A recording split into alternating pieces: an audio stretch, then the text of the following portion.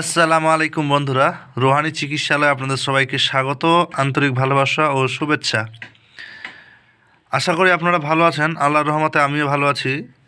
তো অবশ্যই আপনারা ভিডিওর টাইটেল দেখে বুঝে গেছেন যে আজকে কি দিতে আসছি এবং কি আপনারা পেতে চলেছেন। তো মূলত আজকে অবশ্যই আপনারা খুবই মূল্যবান জিনিস পেতে চলেছেন। তবে তার আগে কিছু কথা বলি, যে কথাগুলো আপনাদের শুনতে হতে পারে একটু অন্যরকম লাগতে পারে। মূলত সহজ এবং সরল ভাষায় বিদ্যা দিতে দিতে দেখি যে আপনাদের রুচি মানে একটু অন্য টাইপের, আপনারা সঙ্গে সঙ্গে চমৎকার চান। আমি দেখতে পাচ্ছি যে আপনারা সঙ্গে সঙ্গে চমৎকার চান বা সঙ্গে সঙ্গে যাতে চমৎকার পান এরকম কিছু কাজ চাইছেন বা এটাই আপনাদের ইচ্ছা। এবার বলি যে মূল্যবান জিনিস হাতে তুলে দেওয়া যায়, কিন্তু যদি সামাল না দিতে পারেন, কোনো ক্ষতিগ্রস্ত হন, এর দায়িত্ব কে নেবে? কেউ নেবে না। তাহলে আপনারা নিজ দায়িত্বে কাজ করবেন, নিজের মতো করে কাজ করবেন। কোনো ক্ষতি হলো সেটা নিজের উপর গ্রহণ করেই তারপরে যদি মনে করেন যে আমি গ্রহণ করতে পারবো, তাহলে আপনারা ভিডিওটা আগিয়ে নিয়ে যাবেন। নচেত আপনারা এখান থেকে স্কিপ করে বেরিয়ে যেতে পারেন, তাতে কোনো সমস্যা নাই।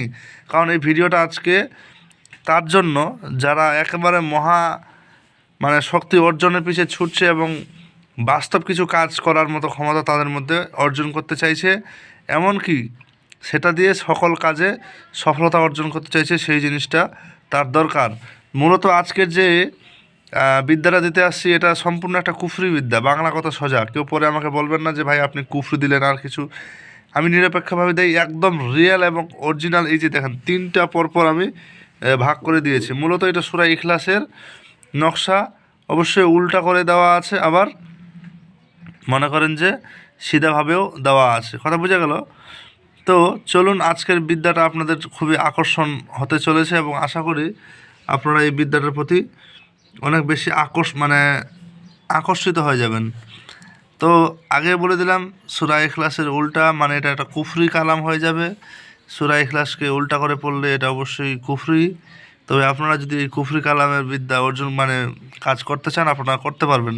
কেউ যদি আমাকে বলে যে আপনি এইরকম বিদ্যা ইউটিউবে কেন দিলেন, তাহলে আমি আপনাদের মাঝে বলে দিই, আমি নিরপেক্ষভাবে দিচ্ছি এবং কোনটা কী তা আপনাদের মাঝে বলে দিচ্ছি, পরবর্তীতে যাতে আমাকে কোনো প্রশ্ন না করা হয়। কথা বোঝা গেল? এটা আমি বলবো না যে আপনি কাজ করেন, আর এটা বলবো না যে আপনি কাজ করেন না। আপনার রুচির উপর এটা একান্তই নির্ধারণ করে। তো মূলত কোনটা নকশার বিদ্যা দিব সেই জিনিসটাই এখন আমি ভাবছি। তো অবশ্যই মূলত আমি আপনাদের মাঝে সূরা ইখলাসটাই দেবো, সরাসরি নকশা দেব না। সূরা ইখলাস উল্টা দেব। এই যে এটা সূরা ইখলাস, এটা সম্পূর্ণ উল্টা। এখন বলি, যারা পড়তে জানে আরবি তারা অবশ্যই বুঝতে পারছে। আপনাদের মাঝে আমি যদি পড়ে শোনাই উল্টা দিক থেকে, তো এরকম হবে। এই যে দেখেন, দেখতে পাচ্ছেন? এই যে কুল হু আল্লাহু আহাদ আল্লাহুস সামাদ লাম ইয়ালিদ ওয়া লাম ইউলাদ ওয়া লাম ইয়াকুল লাহু কুফুয়ান আহাদ ওয়া লাম ইয়াকুল লাহু কুফুয়ান আহাদ। কথা বুঝতে পারছেন? এই যে ওয়ালাম ইউলাদ ওয়ালাম ইয়াকুল্লাহু কুফুয়ান আহাদ। আশা করি বুঝতে পারছেন। এটা উল্টা দিক দিয়ে যখন পড়া হবে তখন এরকম, এই দিক দিয়ে যে দাহা আ আ আ, এটা আমি পড়ে শোনাচ্ছি না, আপনাদের মাঝে শুধু দেখাচ্ছি। আমি ওয়ার্ডগুলো আপনাদের বলে দিচ্ছি। দাল হা আলিফ আলিফ ওয়াক ফ কাফ হ লাম নুন কাফ ইয়া মিম লাম ওয়াও দাল লাম ওয়াও ইয়া মিম লাম ওয়াও দাল লাম ইয়া মিম লাম দাল মিম সাদ লাম আলিফ হ লাম লাম আলিফ দাল হ আলিফ হ লাম লাম আলিফ ওয়া হ লাম কাফ। কথা বোঝা গেল? এখন বলি, ভাই বন্ধু ব্রাদার সবাইকে আমি আমার নিজের মতো করে দু একটা বাক্য বলতে চাই। সে বাক্যগুলো হচ্ছে কি, মূলত আজকের যে কাজটা দিব সেটা বশীকরণও দিব না, বিচ্ছেদও দিব না। আপনারা এটা একটা বান প্রয়োগ করতে পারবেন। এই বান বিদ্যা দিতে আসছে আপনাদের মাঝে। আজকের বিদ্যাটা সম্পূর্ণ কুফরি এবং সম্পূর্ণ শরীয়ত বিরোধী কাজ, ঠিক আছে? কিন্তু দিচ্ছি কেন? এর কারণ আপনারা চমৎকার চান, আপনাদের মাঝে চমৎকারী বিদ্যা দেওয়াটা আমার জন্য জরুরি। কথা বুঝতে পারছেন? মনে করতে পারেন যে ভালোর মধ্যে একটা উপহার দিয়েছিলাম, এটা খারাপের মধ্যে একটা উপহার। কথা বুঝতে পারছেন? এখন একটা জিনিস মাথায় রাখবেন, এই কাজটা করতে গেলে মূলত এটা একদম সম্পূর্ণ, এখানে কোনো কিছু মানে অক্ষর বাদ দিয়েছি এমনটা না, যেটা আছে একেবারে সম্পূর্ণ নিখুঁত, এটাতে কোনো সন্দেহ নাই। কিন্তু নিয়মে ওষুধ, বেনিয়মে বিষ। কথা বুঝতে পারছেন? যখন বাণবিদ্যা সাধিত করতে যাবেন, বানের কিছু নিয়ম এবং টেকনিক আছে। তো মূলত আপনাদের মাঝে বলে দিই, যারা আরবি হরফ জানেন না তারা আরবি হরফটা শিখে নেবেন এই বিদ্যাটা প্রয়োগ করার জন্য। কথা বুঝতে পারছেন? এবার কাজ কি করবেন, কিভাবে, এইগুলো হচ্ছে মূলত মূল বিষয়। প্রত্যেকটা শব্দ হরফ ছোটা করে লিখে নেবেন। আর আপনাদের জন্য বলে দিই, আরবি হরফ কিন্তু ডান দিক থেকে লিখবেন, যদি কেউ বাম দিক থেকে লিখেন কাজ হবে না। কথা ক্লিয়ার? এবার চলুন বলি, তাহলে আপনাদের কাজটা কি হবে? এই যে এখান থেকে, এই দিক থেকে শুরু করবেন। তো আজকের এই বিদ্যাটা প্রয়োগ করতে গেলে আপনাদের কিছু নিয়ম মানতে হবে। মূলত শরীর বন্ধ করা আপনাদের শিখতে হবে। শুধু শরীর বন্ধ বলতে কি বোঝায়? আপনার 9টা যে ফুটা আছে শরীরের মধ্যে, সেই 9টা ছিদ্র যাতে বন্ধ থাকে এবং আপনার পরিবারের প্রত্যেকটা লোক হেফাজত থাকে এরকম বন্ধ, এবং আপনার বাড়ির পুরো বাড়িতে কোনো রকমের আসর না ঘটতে পারে এরকম বন্ধ। বাণ প্রয়োগ করতে গেলে কিছু নির্দিষ্ট নিয়ম অবলম্বন করা জরুরি। কিছু সামগ্রী প্রয়োজন পড়ে, যেমন শত্রুর কাপড়, ছবি, নাম, বাবার নাম, মেয়ে হলে মায়ের নাম। এটা আপনারা পাশাপাশি কাছাকাছি থেকে এটা ব্যবহার করতে পারবেন। এটা মনে করেন যে আপনাদের জন্য আমি উপহার স্বরূপ জিনিসটা দিচ্ছি। এটা যদি কেউ বলতে পারে খারাপ জিনিস আবার উপহার হয় কীভাবে? একটা জিনিস বলি, যেমন ভালো বিষয়ে একটা উপহার দিয়েছিলাম, তো এখানে অনেক রকমের লোক আছে যারা এরকম বিদ্যাও চাইছে, ঠিক আছে? এখন কেউ যদি বলে যে এটা মানে সূরা ইখলাস কিন্তু কম বেশি অনেকের কাছে আছে, অনেক রকমভাবে জানে।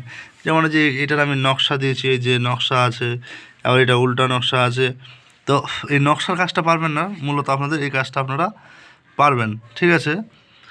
তো এর জন্য শত্রুর শরীরের অংশ, বস্ত্র, এমনকি ছবি, নাম, বাবা মার নাম, এই সব জিনিস কিন্তু প্রয়োজন। মাটির পুতুল বানাবেন, পুরুষ হলে পুরুষ আকৃতি, মেয়ে হলে মেয়ে আকৃতি। সিঁদুর নেবেন, 7টা ময়না কাটা নেবেন, ময়না কাটা। বুঝতে পারলেন? এবার কি করবেন, এই নকশাটা সুন্দরভাবে মানে এই যে অক্ষরগুলা সুন্দরভাবে লিখবেন। লিখে এবার শেষে শত্রুর নাম, শত্রুর বাবার নাম লিখবেন। লিখে ওখানে একটা বাক্য আর লিখবেন যে বরবাদ হো, হালাক হো, নাজেহাল হো, ঠিক আছে? এইটাই জিনিস বলবেন, মানে বলবেন মধ্যে লিখবেন। লেখার পরে আপনার কাজ কি, এই যে এই নকশাটা বা এই যন্ত্রটা, যে এই যে লেখাগুলো লিখলেন, এটার উপর আপনার কিন্তু কাজ হবে কি বলেন তো? তেল সিঁদুর দিয়ে প্রাণ প্রতিষ্ঠা করা। প্রাণ প্রতিষ্ঠার মধ্যে অনেক রকম ভাগ আছে, মূলত এরকম করতে হয়। এই যে টিকটিক দিচ্ছে, টিকটিকি, ব্রহ্মা বিষ্ণু মহেশ্বর শ্রী তোমার নামে আনিলাম, অমুকের পুত্র অমুকের পঞ্চ আত্মা পঞ্চপ্রাণ করিলাম প্রতিষ্ঠা। এই নকশা সহ এই পুতুলের উপর এরকমভাবে কিছু মন্ত্র আছে যেটা ব্যবহার করবেন। কথা বোঝা গেল? এবার আপনার কাজ হচ্ছে সেটা ঢুকিয়ে দিবেন পুতুলের ভিতরে। এরপরের কাজ কি? এরপরের কাজটা হচ্ছে করার পরে আপনি সুই 7 জায়গায় ঢুকিয়ে দিয়ে কোনো পুরাতন কবরে পুঁতে দিবেন। কথা বোঝা গেল? মূলত সূরা ইখলাসের উল্টা হরফ দিয়ে কাজ করতে হলে আরও কিছু নিয়ম আছে, যেগুলা এখান থেকে গোপন আপনারা যাতে কাজ করতে পারেন সেই বিষয়টা দিলাম। এটা সাধারণ থেকে অতি সাধারণ, মানে সাধারণ থেকে সাধারণ মানে বোঝাচ্ছি, যার রুহানি শক্তি নাই তারাও কাজ করতে পারবে, যারা আছে তারাও কাজ করতে পারবে। এখানে আমি একমাত্র আমার এই বিদ্যাগুলো দিচ্ছি শুধু আপনাদের উপকারের স্বার্থে। এর সঙ্গে যে আরও কিছু গোপন ভেদাভেদ আছে সেই জিনিসটা কিন্তু আপনাদের মাঝে আমি কখনো বলতে পারবো না, কিন্তু যেটা আপনি কাজ করতে পারবেন সেটা আমি বললাম। এই সূরা ইখলাসের উল্টার মানে আমেল যদি হতে চান, বা এটার সূরা ইখলাসের উল্টার মুআক্কেল মানে হাসিল করতে চান, তাহলে আপনাকে ব্যক্তিগতভাবে শিক্ষা অর্জন করতে হবে। কথা বুঝতে পারছেন? মূলত আমার মোবাইল নাম্বার আমি দিয়ে রাখি ডিসক্রিপশানে, প্রয়োজন হলে যোগাযোগ করবেন, নচেত দরকার নাই। আর একটা কথা কি, এই নকশা দিয়ে ভালো মন্দ দুটাই উভয় কাজ করা যায়, ওটা আপনার উপর ডিপেন্ড করে, কিন্তু তখনই করতে পারেন যখন আপনি এটার আমেল হবেন বা এটাকে হাসিল করবেন। কথা বুঝতে পারলেন? তো অবশ্যই নিজ দায়িত্বে করবেন। এটা করার সময় কিন্তু অনেক রকমের সমস্যা দেখা দিতে পারে। আর একটা মূল কথা, এই কাজটা করতে হবে শনিবার, মঙ্গলবার কিংবা অমাবস্যায়, কিন্তু মূলত শনিবার আর অমাবস্যা এই দুইটা দিন কাজ করবেন, এর মঙ্গলবারও কিন্তু করা চলবে না। কথা বোঝা গেল? তো ভালো থাকবেন সবাই, আল্লাহ হাফিজ। দেখা হচ্ছে আগামী ভিডিওতে। ভিডিও যদি ভালো লাগে অবশ্যই আপনি একটা মূল্যবান কমেন্ট করে যাবেন। কথা বুঝতে পারছেন? তো আল্লাহ হাফিজ।